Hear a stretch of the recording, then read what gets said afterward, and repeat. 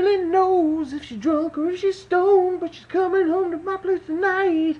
Yeah! Alright, Eduardo, I know it ain't my best. Whatever, shut up.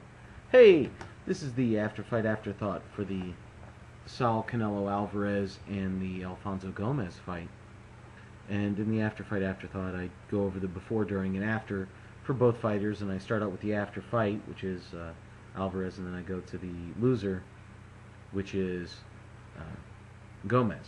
And in this, I start off with the before, during, and after, as I said before, and I'll break it down, we'll get it going, see what happens. Going into this fight with Alvarez, this is another step up for him. He's fighting a solid fighter. This is he fights very, very quick turnaround fights. He'll fight, and then the next thing you know, he's automatically starting up again. And is he improving is another big question that people are asking about him. And is his D getting any better?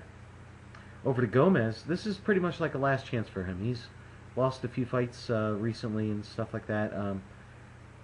He's got nothing to lose in this fight. Win, and obviously that's going to open up bigger fights for him. Lose, and he's going to become that very solid stepping stone type of fighter that you, as a fighter, don't want to fall into, but it does create longevity in your career because you can provide that. Round one was, Alvarez came out, establishing, his working the jab, staying outside, not really enjoying his defense and the way he's standing, things of that nature. Gomez lands a couple, and I gave that round. It was a pretty big round actually for Alvarez overall. When you looked at it, I believe might have been a little knockdown in there. Just saying, and you think, oh wow, maybe this fight's going to be over pretty quick. 10-8 round, Alvarez going into the second. Alvarez is working the jab. He's staying outside with it. He's keeping his distance. Gomez is closing that distance, and he is landing punches. He has turned it around. I gave Gomez that round, a 10-9 round. Third round, again, Alvarez is landing jabs. Gomez is missing. They're kind of glancing or more hitting the gloves of Alvarez, but Alvarez is blocking and looking to counter, but Gomez is really taking a fight to him. I gave that round to Alvarez, but it was a very, very close round. And if you gave that round to Gomez, I really couldn't argue it with you by looking at that.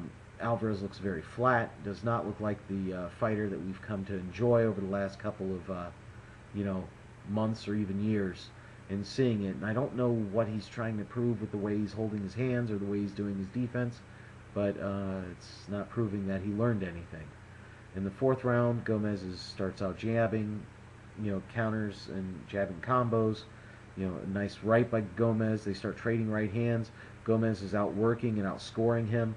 And Alvarez was almost like he was looking for one big shot, or he was just loading up on a punch, and that's something you never want to see in a fighter. And I gave that round to Gomez, so theoretically, it could be almost a tie fight right now if you gave that third round to Gomez. Or Gomez could even be in the lead. You know what I'm saying? It's a very much closer fight than I had anticipated it to be. In the fifth round, they start trading jabs. Gomez is pushing the pace. Alvarez is going to the body. They start trading. A nice left hook by Alvarez. Again, they're trading. Gomez is outworking him at this time, but Alvarez is landing the nicer combos, cleaner, more efficient shots. And I gave the fifth round to Alvarez, 10-9. Sixth round, you can see stuff's just not working for Gomez. They're trading. There's counters. Gomez is trying to get him, but there's good head movement out of Alvarez finally. Gomez is pressing. They trade right hands, and then Alvarez just, stuns Gomez with a big shot, and Gomez is hurt. Alvarez goes in for the kill, and next thing you know, the ref is waving off the fight, and it was a TKO for Alvarez. Now, in the afterthought of this, looking at that and stuff, this is the first fight that Alvarez has fought in a long time where I'm worried, because it appears as if there was almost a regression in his abilities in this fight. It was one of those fights where he very easily could have been upset. He got the knockout, so you can't take too much away from him. But at the same time, this was not the same Alvarez that we've watched over the past year or two. So, he looked uninterested. He was by far not his best.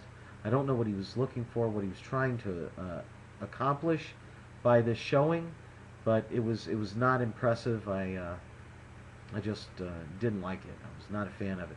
With Gomez, had looked good at parts, but once again proved he cannot hang with the top fighters in the division, and he is going to be, unfortunately, one of those stepping stone type fighters. His career's past. This isn't the Contender anymore, or a couple fights after it. This is, a few years removed from it, and unfortunately, so is he from being an elite fighter. So, who's up next for him? Who knows? And as for Alvarez, who knows who he's going to fight? I didn't think he would be fighting Gomez. So, I mean, the fighters are going to come. Maybe Cotto might be in the works. You know what I'm saying? Especially after this fight. He just didn't look sharp. He didn't. I don't understand what's going on there. It's almost like you hope he goes back to the drawing board before he starts bringing on any fighters and deciding to take them on. At 154, stay away from Martinez or any of those guys, and it's just a rough thing. I could see this is a guy that Mayweather could step up and fight at 154. So we'll see how it goes. We'll see how everything goes, and hopefully works out for us. All right. Well, hey, this is Bigragu. I'm out.